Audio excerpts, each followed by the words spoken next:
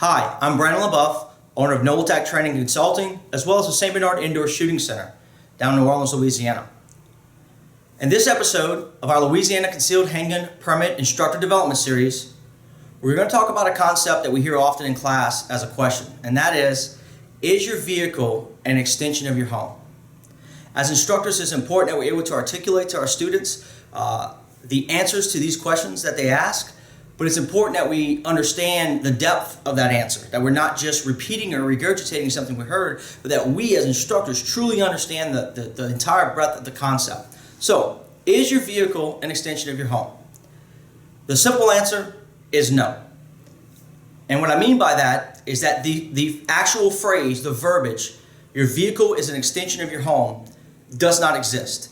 That is not anywhere in Louisiana criminal law as it pertains to self-defense or anything like that. I'm not aware of it anywhere in criminal law, but specifically as it pertains to self-defense. What that is primarily a carryover from insurance law, where we used to say that your detached garage or your carport or your shed was an extension of your home as it pertained to homeowners policies, that those things were covered as if they were your home.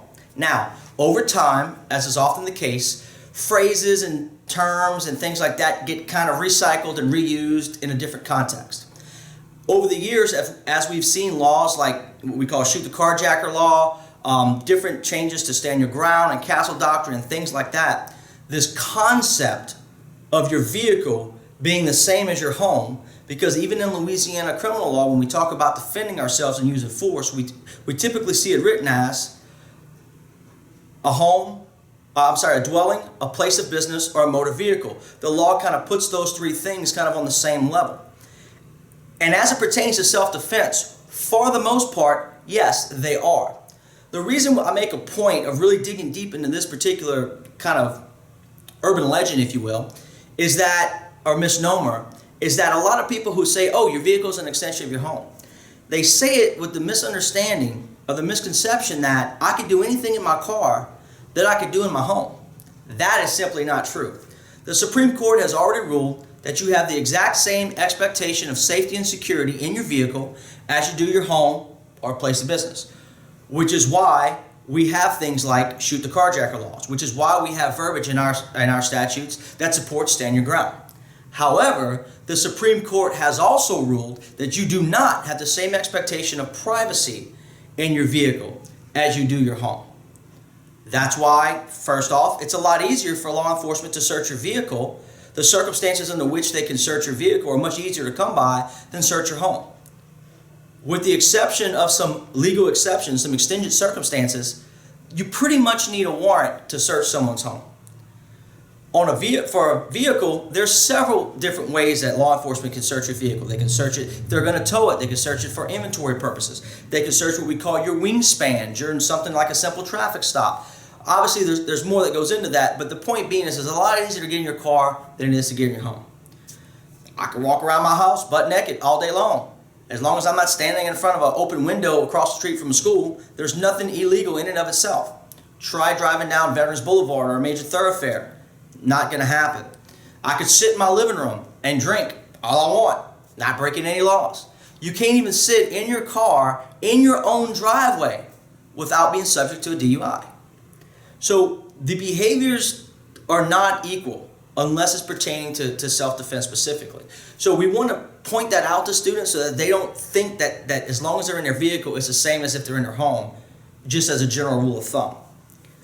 Another issue with this is that when we look at carrying firearm or having firearms in your vehicle in a school zone, we know that in that statute, 1495.5, I believe, it specifically states that, or any other constitutionally protected activity such as a firearm contained entirely within a motor vehicle. So within that statute, it specifically delineates and points out that a firearm in a vehicle is in and of itself a constitutionally protected activity.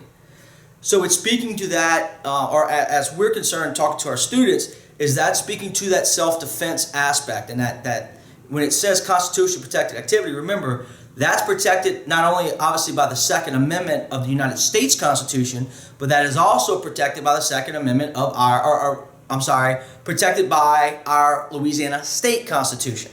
Okay, so we've got a pretty robust and pretty favorable legal backbone as it pertains to firearms ownership and usage here in Louisiana. It could be a little bit better, but we're definitely in that upper echelon of it favoring the responsible gun owner versus the state as the actual state or as a government entity. So make sure that students aren't walking around just regurgitating these things that they heard without really understanding it. Make sure they understand that there is a difference between their home and their vehicle, but for all practical purposes as it relates to concealed carry, yes, they're pretty much the same. The instances in which I would use lethal force to defend myself in my car are pretty much the same as they would be in my home. Basically, someone attempting to gain unlawful enforceable entry into either one, or obviously someone presenting an imminent threat to me within either one.